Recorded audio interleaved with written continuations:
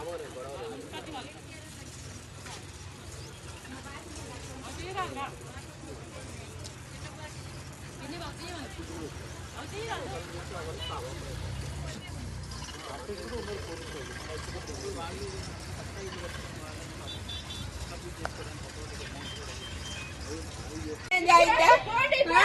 ఇప్పుడు కష్టపడి కట్టుకున్నాం ట్యాంకి కాడి నుంచి 2 గుట్టలు సన్న ఇప్పుడు ఇది 3వసారి మేము కట్టుకోవటం.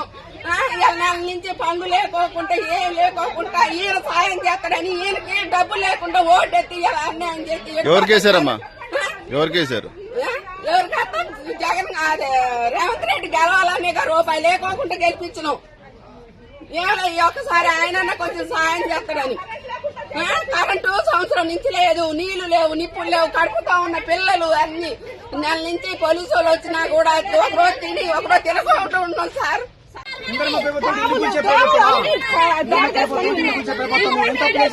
ముందుగా చెప్తా పక్కకు పోతుందా చెప్పి 8 సంవత్సరాల వేసింది 8 సంవత్సరాల నుంచి ఉంటాను చెప్పి పాప మీ కాదు చెప్తే అసలు ఎవరు చెప్పు లేదా ఏం లేదా అటాటికి వచ్చి హైకోర్టు ఆర్డర్లు గౌరవించారా, ఏది గౌరవించరా, ఏమి చేయరా?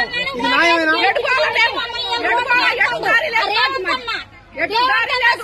వీళ్ళందరూ అన్నా అన్నా అని ఓటేసి మిద్దల మీద కూర్చోబెడితే పరిస్థితి తీసుకొచ్చాను మమ్మల్ని. మా ఎంగిలన్న 9 సంవత్సరాలు బట్టి ఇక్కడ ఉంటున్నాం అండి. కనీసానికి ఎప్పుడు ఏ రోజైనా కంటి నిండి నిద్రపోలేదు నీవు. చెప్పలేదు